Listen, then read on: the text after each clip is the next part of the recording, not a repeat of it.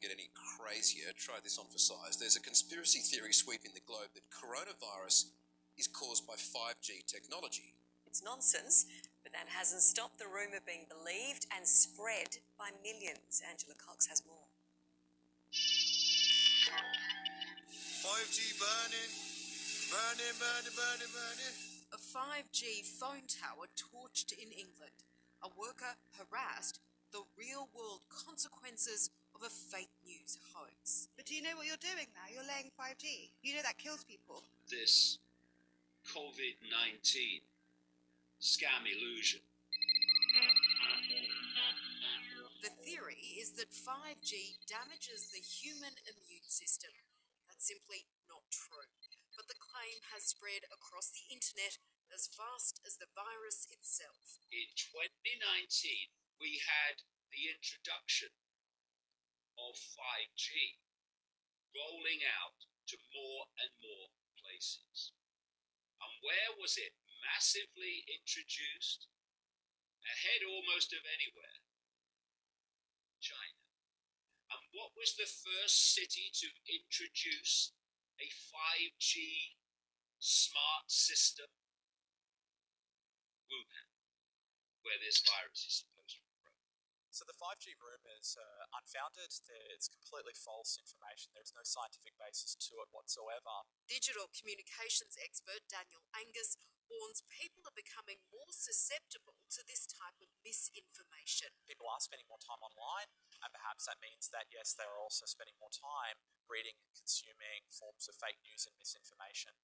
All of us should know what's taking place right under our noses. According to these people, it's all part of a global conspiracy. They built this morgue, outside morgue in East London, which is 2 football pitches wide.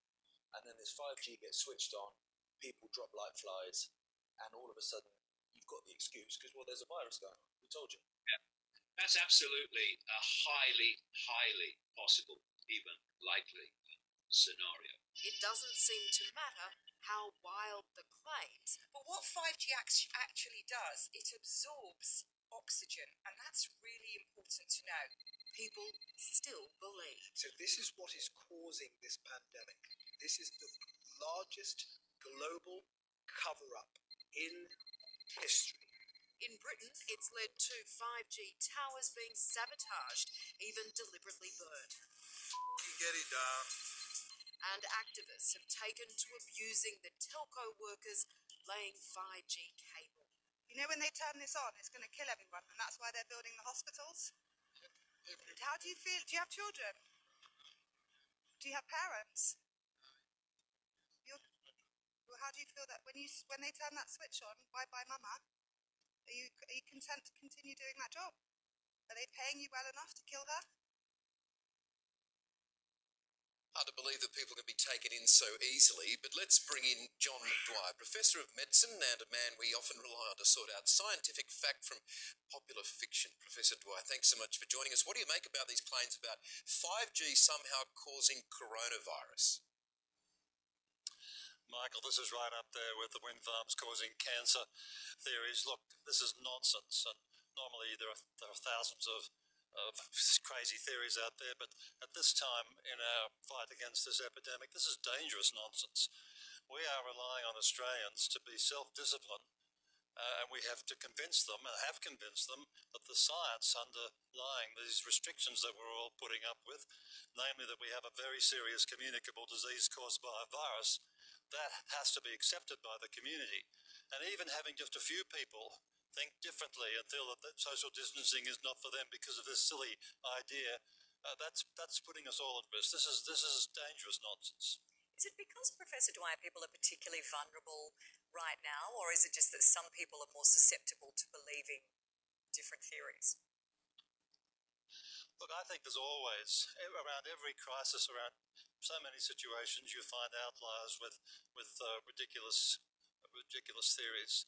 And for some people, this whole idea of a conspiracy turns them on, I think. And as I say, most of the time it really doesn't matter that much. But in this particular case, it's dangerous.